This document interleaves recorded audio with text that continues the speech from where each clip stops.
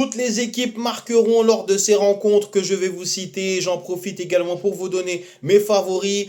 On commence par Liverpool qui va recevoir Chelsea. On a deux équipes qui ne sont pas au mieux cette saison, mais Chelsea est en crise depuis quelques rencontres, a encore licencié un de ses entraîneurs face à une équipe de Liverpool qui, à domicile, propose des choses un peu plus intéressantes. Mais le bémol, ça va être les absences qui sont assez significatives, je trouve. Et donc, pour moi, cette rencontre pourrait se solder par un match nul, mais les deux équipes qui marquent me semblent assez intéressants. On poursuit en Bundesliga avec Stuttgart qui va recevoir le Leverkusen. On a deux équipes motivées qui veulent accrocher l'Europe, deux équipes qui ont l'habitude de voir pas mal de buts dans leurs rencontres. Stuttgart à domicile, c'est assez costaud face à une équipe de Leverkusen qui n'est pas facile forcément à bouger. Donc les deux équipes qui marquent me semblent assez intéressants, mais je vais donner un léger avantage à cette équipe de Stuttgart. Donc on peut partir éventuellement sur le Stuttgart ou match nul avec les deux équipes qui marquent.